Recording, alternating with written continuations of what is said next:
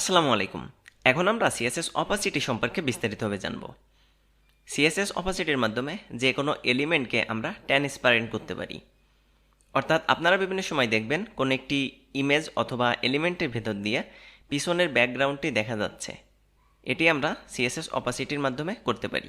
অর্থাৎ সিএসএস অপাসিটির মাধ্যমে আমরা বলে দিতে পারি কোনো একটি এলিমেন্টকে ডিসপ্লেতে কত পার্সেন্ট দেখাবে।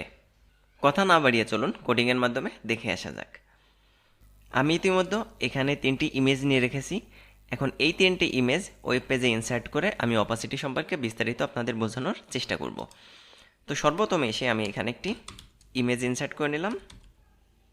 প্রথম ইমেজটি আমি ইনসার্ট করে নিলাম। এরপরে এসে আমি দ্বিতীয় ইমেজটি ইনসার্ট করে নিলাম এবং তারপর আমি এখানে তৃতীয় ইমেজটি ইনসার্ট করে নিলাম, যার ফলে এমন একটি আউটপুট আসলো, অর্থাৎ ইমেজের সাইজ অনেক বড় বড় করে আসছে। এখন সিএসএসে চলে আসলাম, এসে ইমেজগুলোকে আমি ধরে নিলাম, ইমেজ ট্যাগ ধরে নিয়ে আমি বলে দিলাম যে এর উইথ হবে 100%। ওকে, এখন আমরা এরকম আউটপুট দেখতে পাচ্ছি। এখন ধরুন আমি চাচ্ছি যদি কোনো ইমেজের পর মাউস পয়েন্ট নিই তাহলে সেই ইমেজের অপাসিটি কমে যাবে। এটি করতে গেলে কি করতে হবে? সর্বপ্রথম আমাদের ইমেজের হোভার করতে হবে। ইমেজের হোভার করলে কি হবে? অপাসিটি কমে যাবে। অপাসিটি নিয়ন্ত্রণ করতে গেলে আমাদের যে প্রপার্টিটি ব্যবহার করতে হয় সেটা হলো অপাসিটি। এই অপাসিটি দ্বারা আমরা বলে দিতে পারি কে ডিসপ্লেতে কত পার্সেন্ট দেখাবে। এর সর্বোচ্চ হলো 1 আর সর্বনিম্ন হলো 0।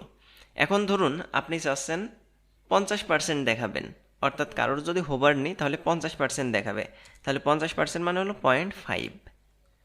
এখন দেখুন সেভ করার পর আমি যদি এই যে যার উপর মাউস নিচ্ছি এটার 50% কিন্তু এখন এই মুহূর্তে দেখাচ্ছে।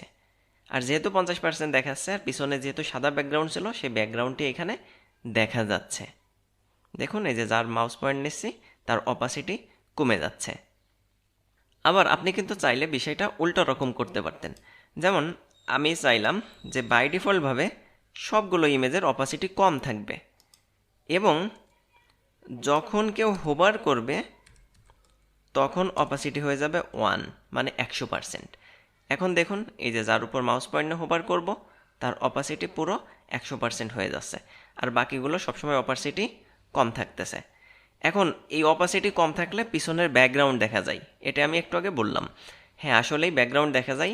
যেমনটা ধরুন আমি যদি চাই এরকম যে বডির একটা ব্যাকগ্রাউন্ড দিয়ে দিচ্ছি অথবা যে কোনো প্যারেন্টসের ব্যাকগ্রাউন্ড দিয়ে দিতে পারি, যেমন আমি বলে দিলাম যে ব্যাকগ্রাউন্ড কালো, তাহলে দেখুন এই যে পিছনের ওই কালো ব্যাকগ্রাউন্ডটি কিন্তু দেখা যাচ্ছে।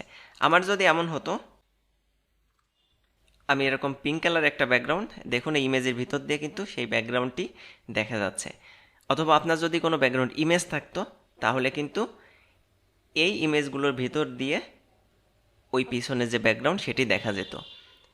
দেখুন এখন যদি আমি অপাসিটি আরও কমাই দিই, সবগুলো ইমেজের 0.5 দিয়েছিলাম, 0.1 মানে 10% মাত্র দেখাবে, তাহলে দেখুন এই ইমেজের অপাসিটি কত কমে গেছে, মানে পিছনের যে পিঙ্ক কালারের যে ব্যাকগ্রাউন্ডটা দিছিলাম ওই ব্যাকগ্রাউন্ডটা দেখা যাচ্ছে। অর্থাৎ আমরা 0 থেকে শুরু করে 0.1 মানে 10%, 0.2 মানে 20%, এভাবে আমরা ইচ্ছামতো বাড়াতে পারি। আর যেখানে 1 মানে হলো 100%। তো যেমন আমি এখানে 40% যদি রাখি তাহলে দেখুন এই যে এখানে 40%। অর্থাৎ আপনার কথা হলো কত পার্সেন্ট দিতে চান সেটি লিখে দিন, কিন্তু তার আগে পয়েন্ট। আমরা পয়েন্ট মানেই জানি দশমিক, অর্থাৎ কত শতাংশ, 100 ভাগের কত ভাগ। ওকে, তো আমি এখানে 60% রেখে দিলাম, দিলে যে এখন এরকম থাকলো। আর যদি মাউস পয়েন্ট নিই, মাউস পয়েন্ট নিলে অপাসিটি হচ্ছে 100%, মানে 1 মানে হলো 100%। তো আশা করি আপনারা অপাসিটি সম্পর্কে বিস্তারিত বুঝতে পারছেন। কারো যদি কোনো কোয়েশ্চেন থাকে অবশ্যই কমেন্টস করবেন, আমি রিপ্লাই দেওয়ার চেষ্টা করব। পরবর্তী ভিডিওতে আমরা কম্বিনেটর বা অ্যাডভান্স সিলেক্টর সম্পর্কে বিস্তারিতভাবে জানব।